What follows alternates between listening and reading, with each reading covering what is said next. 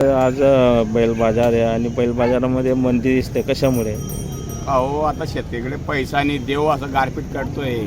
पाणी जून महिन्यामध्ये पेरू दे, देव आतापासून गर्दी करतो. काय पाऊस पडली काय शेतकरी बैल घेईन?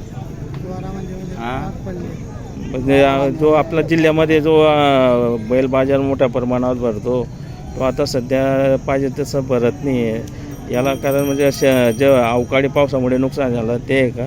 शेतकरीकडे पैसा नाही, बैल बाजार भरतो तर बेपारी काही पण सांगतात, तर शेतकरी कुठून बैल घेणार आहे आता? व्यापारीला तर कम भेटत नाही. बेपारीला कम भेटत नाही तिथून. बरोबर. अवकाळी पाऊसमुळे सगळ्यांचं हे झालेलं आहे. पल्ले किनवत साईडला सगळं नुकसान आहे का वारावांमध्ये शेतकरीला मग बसतो. त्यामुळे शेतकऱ्यांकडे आता पैसे नाही. नाही मधून शेतकरी काय करणार? काय करणार? मग आता जे आपल्याला जे पेरणीपूर्व आता मशागत करावं लागेल. घेऊन घेऊ बरे माठे पहिलं, हां, बरे माठे घेऊन घेऊ. तेव्हा घ्यावं लागेल मग.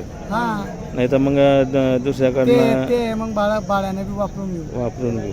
त्याला 15 विरोध द्यावा लागेल अजून. जो बाळा करा बैला घेईन शेतकरी करायला येईन त्याला 15 विरोध द्यावा लागणार आहे. अच्छा, असं आहे ना. बरोबर. बरे माठे घ्यावा लागतील ना.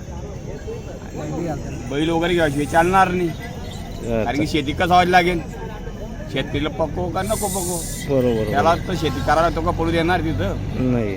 असं ना दादा.